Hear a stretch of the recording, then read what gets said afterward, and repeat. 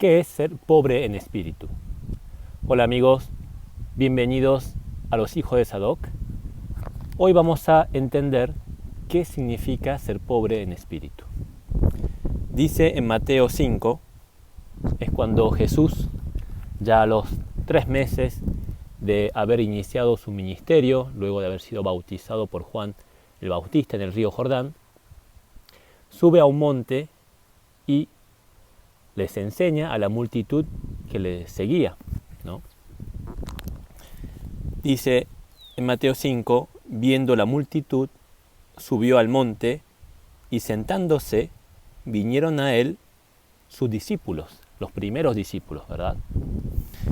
Estaba Pedro, Juan, Santiago y la multitud que lo seguía. Y abriendo su boca les enseñaba diciendo: bienaventurados, es decir, felices, los pobres en espíritu, porque de ellos es el reino de los cielos. Y luego sigue, ¿verdad? Jesús dice que, a través de Mateo, que solo los pobres en espíritu pueden entrar al reino de los cielos. Tan importante es ser pobre en espíritu. Y lo que pretendemos hoy es comprender qué quiso decir Mateo, inspirado por el Espíritu Santo, cuando dice pobre en espíritu. Antes de empezar, quisiera que ustedes puedan imaginar la escena, ¿sí? Jesús sube a un monte, ¿verdad? Es como subir a un estrado. Y desde allí, como un maestro, porque Él es el maestro, ¿sí?, les enseña a la gente. Cuando dice bienaventurados, que la traducción literal sería felices, en hebreo queda más claro, es Ashrei. Ashrei no solamente es decir, miren, van a ser felices, bienaventurados los que escuchen esta enseñanza.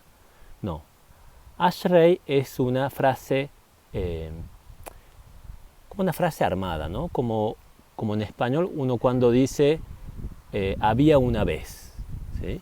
Es decir, lo que quiero decir es, cuando uno escucha había una vez, sabe que el locutor, el que va a hablar, va a contar un cuento, ¿sí?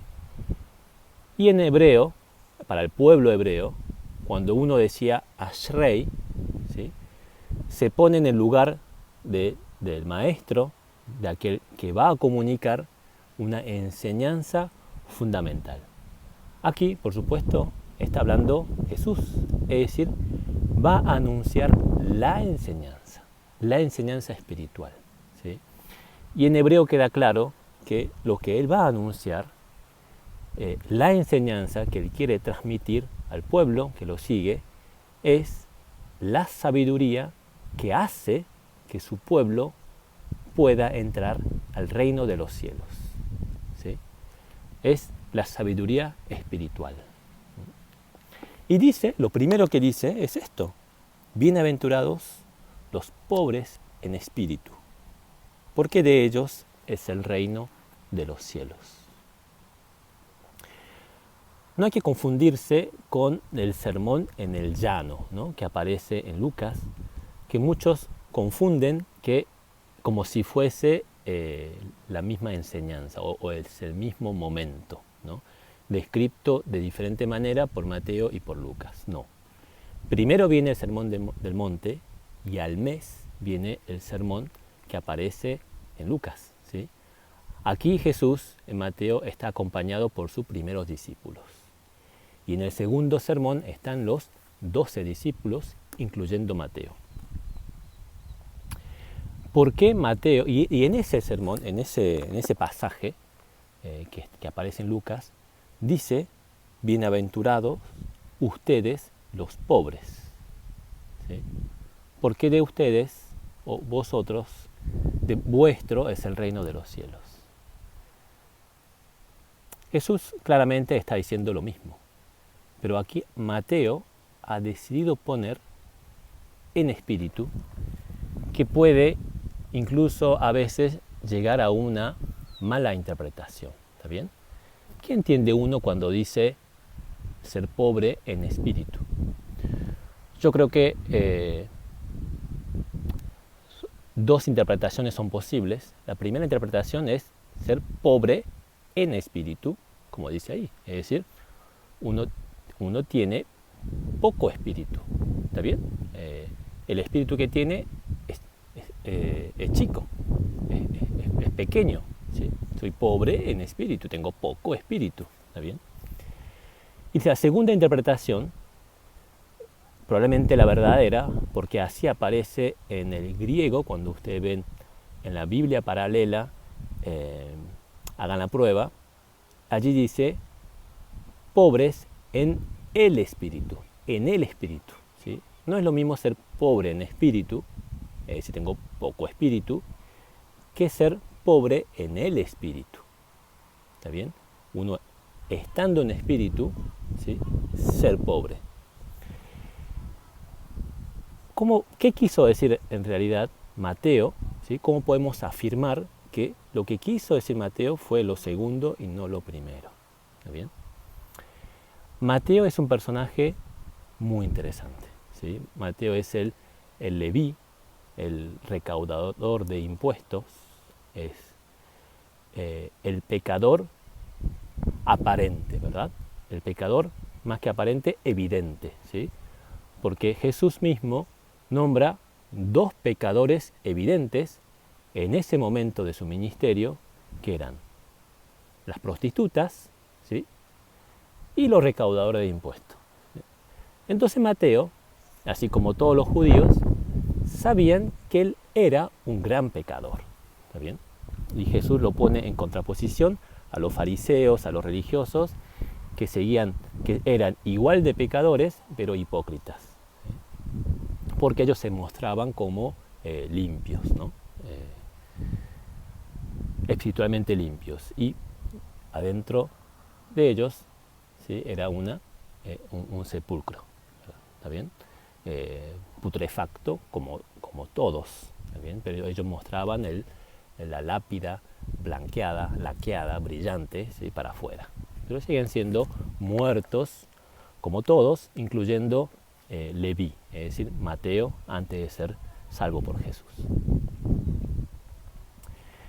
Este Mateo, de nombre Leví, ¿sí? Leví eran los levitas, ¿verdad? Los primogénitos que eligió Dios en el desierto para que sirvan a Él, ¿está bien? Era la sombra de la primogenitura, ¿sí? Y probablemente Mateo tenía mucho más conocimiento de la Biblia, ¿está bien? Que, por ejemplo, los otros discípulos, Pedro, Juan, Santiago, por ejemplo. Y si bien es claro que Jesús tenía sus discípulos más cercanos, no era Mateo, pero vemos que la conversión de Mateo es más fuerte, o por lo menos más inmediato. Los primeros discípulos, ¿sí? Pedro, Andrés, Santiago y Juan, necesitaron 3 llamados de Jesús, o por lo menos 2. Es decir, cuando Jesús es bautizado, cuando empieza el ministerio y Juan dice: aquí es el Cordero que quita el pecado del mundo, ellos lo siguen a Jesús, ¿sí?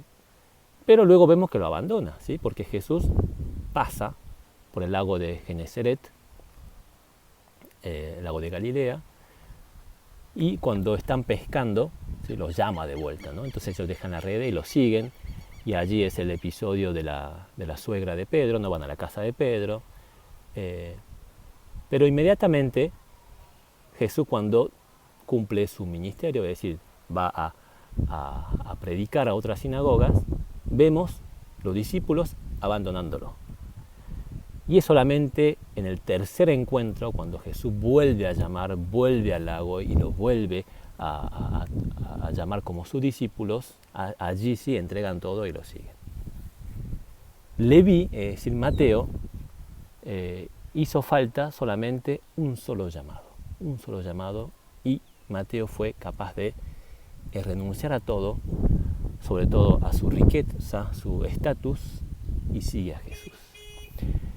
Y es probablemente cuando uno compara sobre todo los pasajes paralelos, ese que por lo menos en ese momento comprende lo espiritual a través de lo físico, es decir, a través de las obras de Jesús, él comienza a entender o ve la verdad verdadera, es decir, la verdad espiritual. ¿Sí?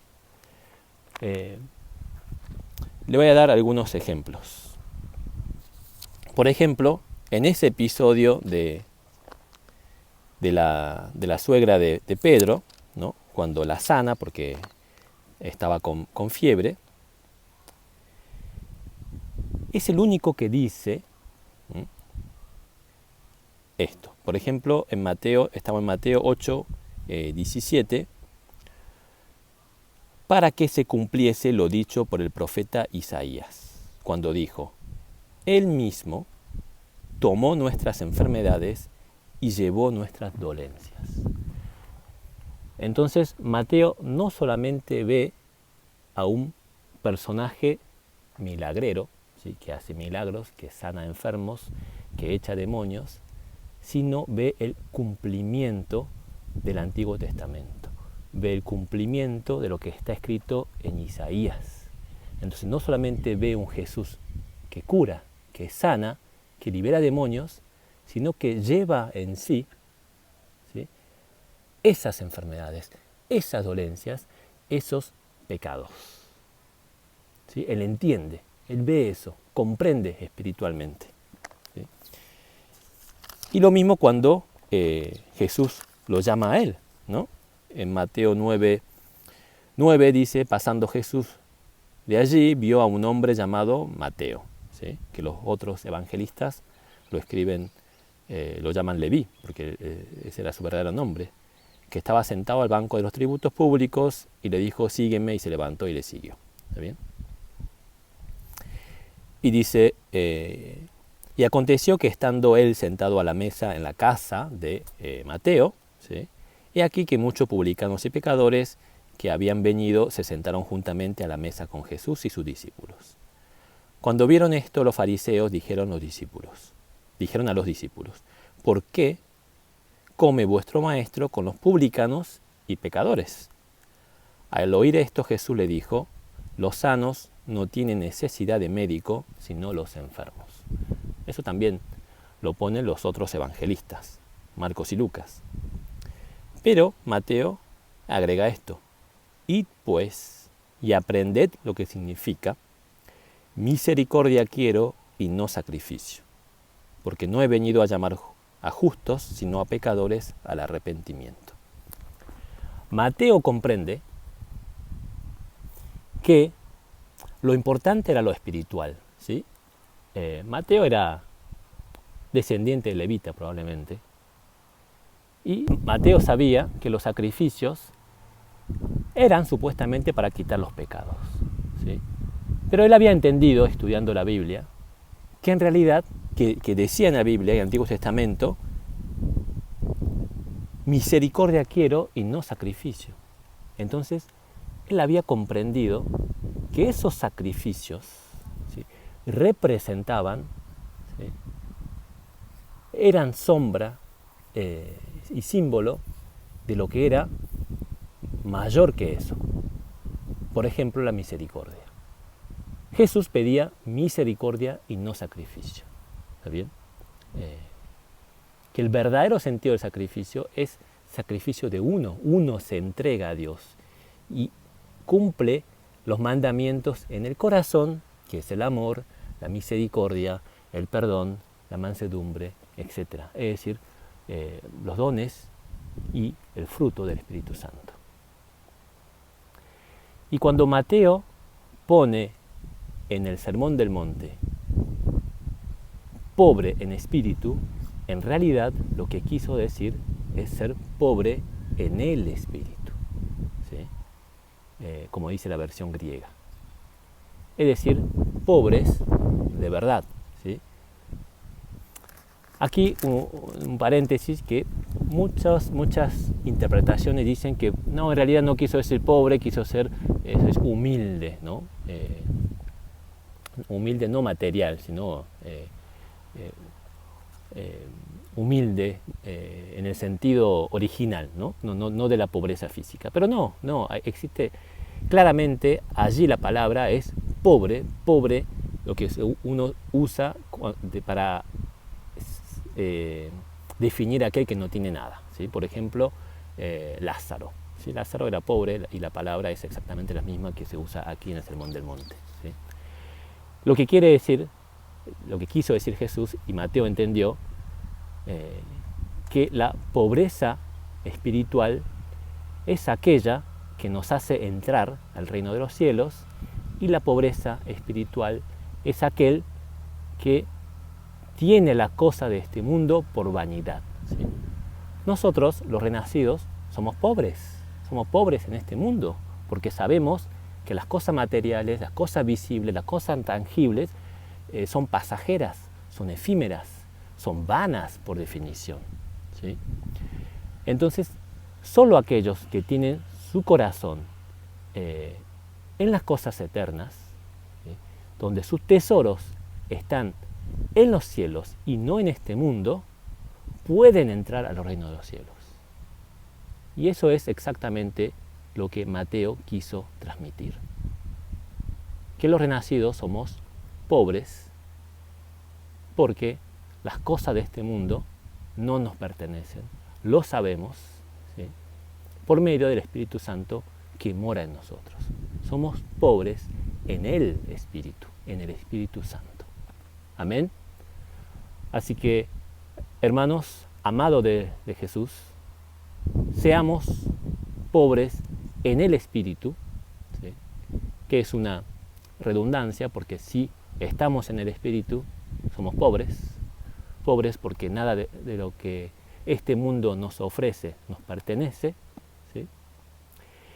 Y estemos gozosos porque entraremos en el reino de los cielos, ¿sí? Cuando todas estas cosas visibles pasen, todas estas cosas vanas sean quemadas por el fuego cuando vuelva nuestro amado Señor Jesús.